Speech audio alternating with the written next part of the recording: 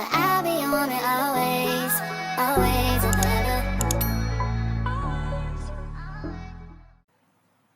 Hai, Assalamualaikum Sobat Mahasiswa. Perkenalkan, nama saya Nabila Putri Arinda. Saya adalah mahasiswi dari Universitas Jambi Fakultas Ekonomi dan Bisnis Prodi Manajemen kelas R005 dengan NIM C1B022131. Pada kesempatan kali ini, saya akan menjelaskan mengenai alat Total Quality Management. Video ini merupakan tugas ketiga saya di mata kuliah Manajemen Mutu Terpadu yang diampu oleh Bapak Bambang Purnomo SEMM. Baiklah Sobat Mahasiswa, langsung saja kita masuk ke pembahasan materi mengenai alat TQM. Nah, di dalam TQM, manajemen kualitas merupakan pendekatan yang sering dianggap sebagai solusi bagi masalah dengan menggunakan berbagai teknik perbaikan kualitas seperti diagram Pareto, histogram, lembar pengecekan, dan lainnya. Teknik ini membantu organisasi dalam mengidentifikasi dan memperbaiki kondisi yang mempengaruhi kualitas produk atau layanan. Ada dua jenis alat dan juga teknik yang digunakan. Yang pertama yaitu alat dan teknik yang berbasis data verbal atau kuantitatif seperti flowchart dan brainstorming. Yang kedua, alat dan teknik yang berbasis data numerik atau kuantitatif seperti check sheet dan histogram. Alat-alat ini membantu dalam pengambilan keputusan dengan menggunakan data dan analisis untuk menentukan langkah-langkah perbaikan kualitas yang diperlukan. Nah, langsung saja kita bahas alat yang menggunakan data verbal atau kualitatif. Yang pertama ada diagram alur. Diagram alur ini adalah representasi visual yang menggambarkan aliran atau urutan suatu proses atau peristiwa. Diagram ini berguna untuk memahami sistem, mengidentifikasi masalah, dan mengimplementasikan tindakan pengendalian. Biasanya, diagram alur juga menunjukkan pelanggan pada setiap tahapan proses. Pembuatan diagram ini lebih baik dilakukan secara tim untuk memastikan pemahaman yang jelas dan akurat terhadap serangkaian proses. Contoh dari diagram alur ini adalah dalam proses pengolahan pesanan di sebuah restoran. Diagram alur dapat menggambarkan langkah-langkah mulai dari pelanggan memesan makanan, pelayan mengirim pesanan ke dapur, hingga makanan disajikan ke pelanggan.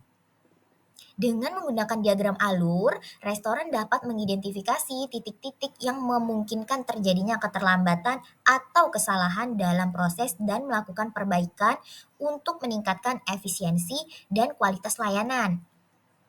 Nah, yang kedua ada diagram sebab akibat atau fishbone chart.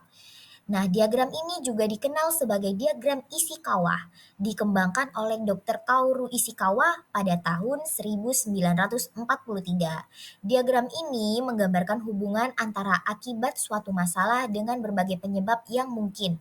Penyebab masalah dapat berasal dari sumber utama seperti metode kerja, bahan, pengukuran, karyawan, dan lingkungan. Dengan diagram ini, tentu saja penyebab utama dapat diidentifikasi dan diuraikan menjadi penyebab yang lebih kecil dan mendetail. Contoh dari diagram sebab akibat ini yaitu dalam sebuah proses produksi. Masalah kualitas produk dapat dihubungkan dengan berbagai penyebab seperti pelatihan karyawan, karakteristik bahan, atau metode kerja. Diagram ini mirip dengan tulang ikan dan manfaatnya termasuk efisiensi penggunaan sumber daya, pengurangan biaya, dan peningkatan standarisasi operasi. Selain mencari penyebab utama suatu masalah, diagram ini juga dapat digunakan untuk menemukan penyebab minor yang berkontribusi pada masalah utama tersebut. Misalnya, dalam memperbaiki masalah kualitas produk, diagram ini membantu dalam mengidentifikasi dan menghilangkan penyebab kesalahan yang berkontribusi pada ketidaksesuaian produk. Nah, itu tadi dua alat yang menggunakan data verbal atau kualitatif. Selanjutnya, ada alat yang menggunakan data numerik atau kuantitatif. Yang pertama itu ada lembar periksa. Nah, lembar periksa ini adalah alat yang digunakan untuk memastikan pengumpulan data itu dilakukan dengan teliti dan akurat oleh karyawan operasional. Tujuannya adalah untuk mendukung pengendalian proses dan penyelesaian masalah dengan menyediakan data yang diperlukan untuk analisis. Definisi ini mencakup format khusus yang mencantumkan item yang harus diperiksa atau dicatat, serta ruang untuk mencatat hasil dari pengamatan. Nah, contoh dari diagram lembar periksa ini yaitu dalam industri makanan. Sebuah lembar pengecekan ini dapat mencakup pemeriksaan suhu, penyimpanan, kebersihan peralatan, dan kualitas bahan baku. Dengan menggunakan lembar pengecekan ini, karyawan dapat memastikan bahwa standar keamanan dan kualitas terpenuhi dalam setiap produksi. Yang kedua ada grafik Pareto atau diagram Pareto. Nah, diagram ini diperkenalkan oleh Vilfredo Pareto. Diagram ini mengurutkan data dari kiri ke kanan berdasarkan ranking tertinggi hingga terendah, membantu mengidentifikasi permasalahan yang paling penting untuk segera diselesaikan. Nah, hal ini membantu dalam mengalokasikan sumber daya secara efektif untuk menyelesaikan masalah yang paling berdampak dalam upaya perbaikan kualitas. Proses penyusunan diagram ini melibatkan langkah-langkah seperti menentukan metode pengklasifikasian data, mengumpulkan data, merangkum data, dan membuat diagram batang. Nah, contoh dari diagram Pareto atau grafik Pareto ini misalnya di dalam industri manufaktur. Diagram Pareto itu dapat digunakan untuk menyoroti jenis-jenis cacat produk yang paling berpengaruh seperti retak pada produk keramik sehingga perbaikan dapat difokuskan pada masalah yang paling kritis terlebih dahulu untuk meningkatkan kualitas produk tersebut. Nah, selanjutnya itu ada histogram. Histogram ini adalah alat yang menjelaskan variasi proses dengan menampilkan distribusi data dalam bentuk grafik. Meskipun tidak mengurutkan variasi dari yang terbesar hingga yang terkecil, histogram ini memberikan gambaran visual tentang kemampuan proses. Diagram ini juga dapat menunjukkan hubungan antara distribusi data dengan spesifikasi proses, seperti rata-rata atau batas-batas nominal. Garis-garis vertikal pada histogram menunjukkan frekuensi observasi dalam setiap kelas. Langkah-langkah penyusunan histogram meliputi menentukan batas observasi, memilih kelas-kelas, menentukan lebar kelas, menentukan batas kelas, dan menggambar histogram serta diagram batangnya. Nah, untuk contoh dari histogram yaitu dalam industri manufaktur, sebuah histogram ini dapat digunakan untuk menganalisis distribusi kecacatan pada produk dengan menampilkan jumlah cacat dalam setiap rentang nilai yang telah ditentukan. Hal ini memungkinkan perusahaan untuk mengidentifikasi area-area yang memerlukan perbaikan dalam proses produksi. Yang keempat ada diagram pancar atau scatter diagram. Diagram ini adalah metode yang paling sederhana untuk mengevaluasi hubungan antara dua variabel. Langkah-langkahnya pun cukup mudah, di mana data dikumpulkan dalam bentuk pasangan titik X dan Y. Dengan titik-titik tersebut, hubungan di antara variabel X dan variabel Y dapat diidentifikasi. Apakah itu adalah hubungan yang positif atau hubungan yang negatif?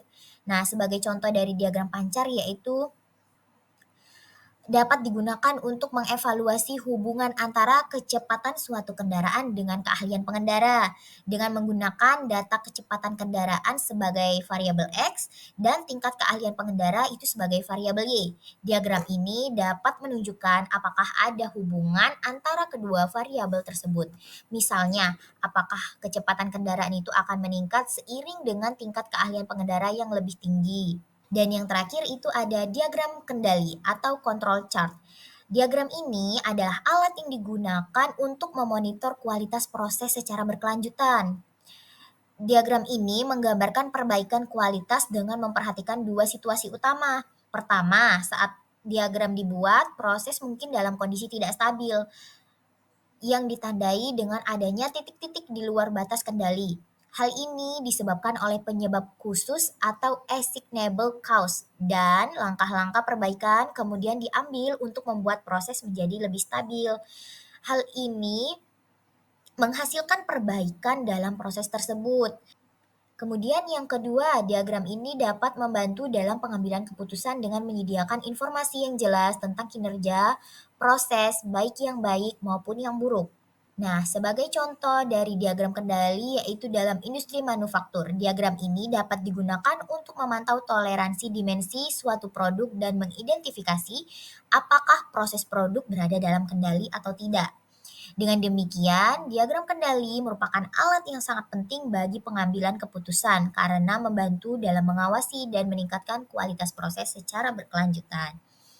Nah, baiklah sobat mahasiswa, itu dia tadi penjelasan saya mengenai alat Total Quality Management. Saya mohon maaf apabila dalam penjelasan dan penyampaian materi terdapat kesalahan dan kekurangan, dan semoga video ini dapat bermanfaat bagi sobat mahasiswa semua yang sudah menonton sampai akhir.